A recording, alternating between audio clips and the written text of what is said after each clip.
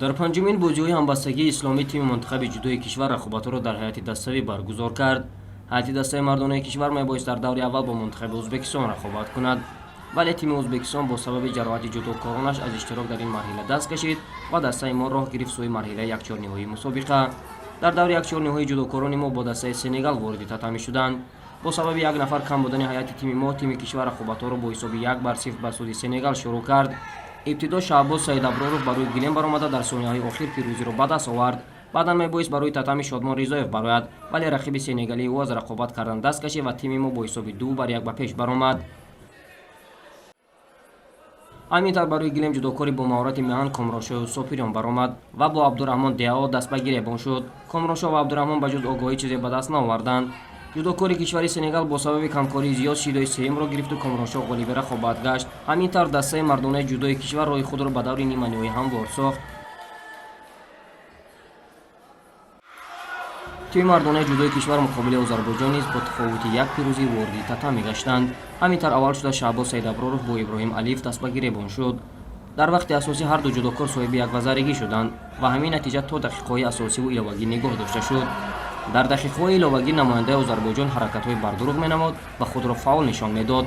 довари майдон ҳам фаъолии Иброҳимро дида ба Шаҳбоз шидои сеюмро нишон доду озариҳо бо ҳисоби 2-0 ба пеш баромаданд.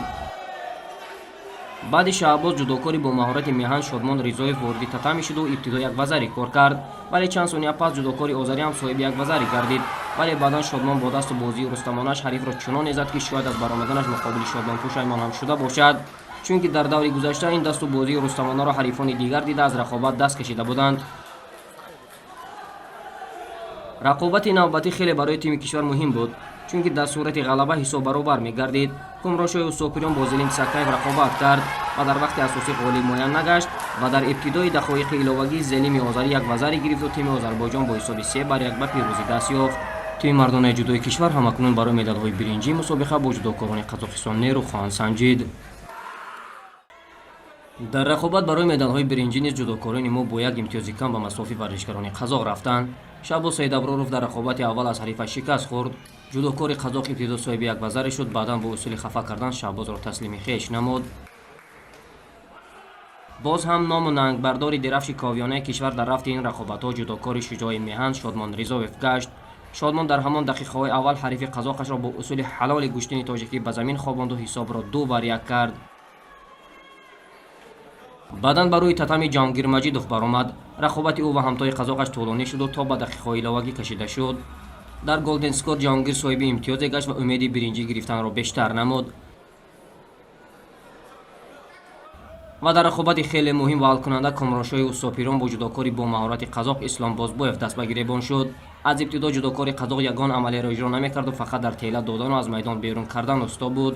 Комроншоҳ бошад кӯшиши имтиёз ба даст овардан мекард ва ин кӯшишаш бемукофот намонд ва соҳиби вазарӣ гашт. чанд сония мондан то ба хотимаи рақобат довар ба ҷудокори қазоқ шидои сеюмро нишон доду медали биринҷии рақобатҳои даставии ҷудо моли варзишгарони меҳан шуд. бояд иқрор шуд ки дар ин рӯз ҷудокорони мо хеле кӯшиш карданд ва ин маротибаи аввал буд ки дар мусобиқаҳои байналмилалии ҷудокорони мо дар рақобатҳои даставӣ иштирок мекунанд ва соҳиби нишоне мегарданд.